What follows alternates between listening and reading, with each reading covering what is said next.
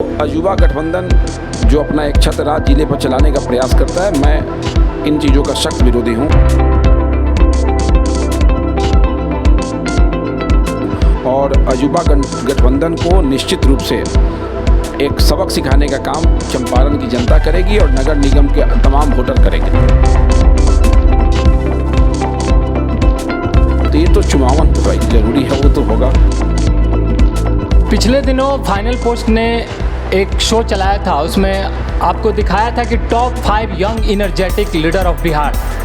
उसमें से एक जिनके पास हम मौजूद हैं, ढाका के माननीय विधायक पवन जायसवाल जी, उनका हम स्वागत करते हैं। बहुत बहुत स्वागत है सर। चलिए, बहुत बहुत धन्यवाद। Top 5 young energetic leader of Bihar में फाइनल पोस्ट ने एक सर्वे किया था जिसमें आपका नाम आया था।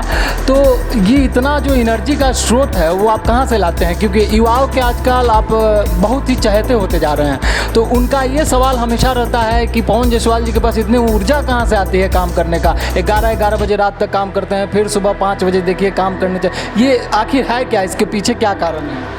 नहीं, अभी हम लोग का उम्र काम करने लायक है। जब उम्र काम करने लायक नहीं रहेगा तो स्वतः काम धीरा हो जाएगा, फिर दिमाग चलेगा।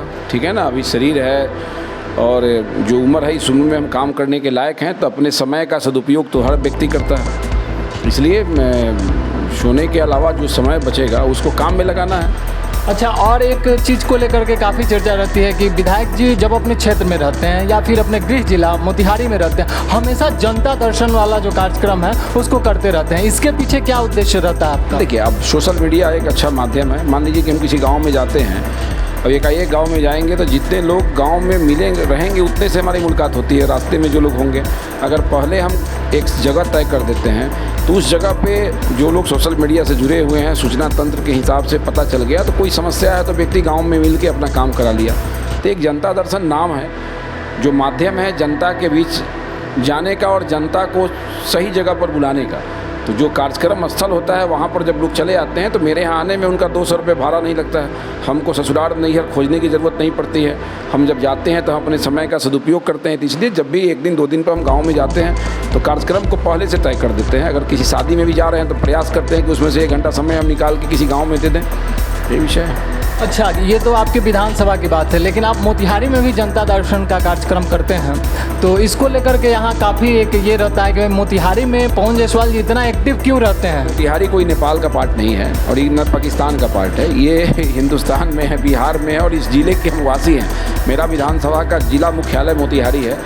तो जिले के लोगों का, हमारे विधानसभा के क्षेत्र के लोगों का जो काम ढाका घोड़ासान में नहीं होगा और जो जिला स्तर के पदाधिकारियों से होगा, तो जब ढाका घोड़ासान में उनसे मिलते हैं तो कहते हैं कि जिला के पदाधिकारी से काम है। कई बार ऐसा होता है कि 2 बार फ़ोन किए, काम नहीं हुआ। तो काम नहीं हुआ तो व्यक्ति तो पूछता है कि विधायक जी पैरवी किए, काम नहीं हुआ। तो नेता कमज़ोर नहीं हो जाए, इसके लिए हमको अफसर के यहाँ जाना भी पड़ता है कि अगर हम फ़ोन पर कन्विंस नहीं कर सके कि हम जो पैरवी कर रहे हैं वो उचित है, तो जाके भी कन्विंसिंग करना पड़ेगा। तो इसलिए जनता दर्शन मोतिहारी में रख लेते हैं 15 दिन पर, सप्ताह में 1 बार, कि जिन लोगों का काम मोतिहारी से जुड़ा हुआ रहेगा जिला स्तरीय पदाधिकारी से, तो यहाँ मिलते हैं। 2 बजे के बाद हम कार्यालय में चले जाते हैं उनके काम के लिए।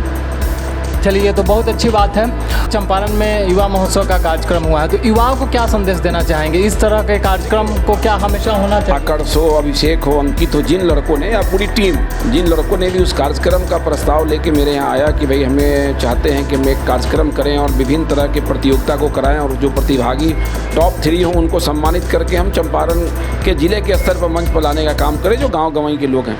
तो मुझे अच्छा लगा, चूँकि मैं यही करके यहाँ तक पहुँचा हूँ।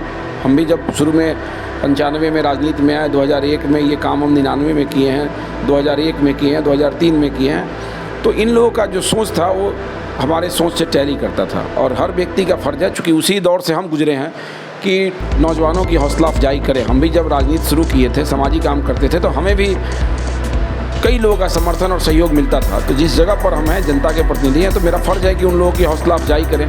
तो मैंने सहर्ष स्वीकार किया और आज हम सभी लोग जाके उनकी हौसला अफजाई किए हैं। और बच्चों की प्रतिभा, चाहे सांस्कृतिक कार्यक्रम में हो, चाहे स्पीच में जो बच्चे दे रहे थे, किसी स्कूल के बच्चे थे, और काबिल तारीफ़ है।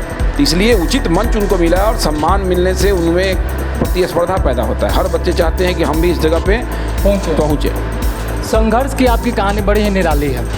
एक सवाल मैं भी जब क्षेत्र में जाता हूँ ग्राउंड रिपोर्टिंग करने और आपके क्षेत्र में भी जाता हूँ तो वहाँ के लोगों के द्वारा कहा जाता है, जब मैं पूछता हूँ आपके बारे में तो लोग कहते हैं कि पवन जायसवाल जी को विधायक नहीं होना चाहिए, पवन जायसवाल जी को अब लोकसभा चुनाव लड़ना चाहिए, मंत्री होना चाहिए।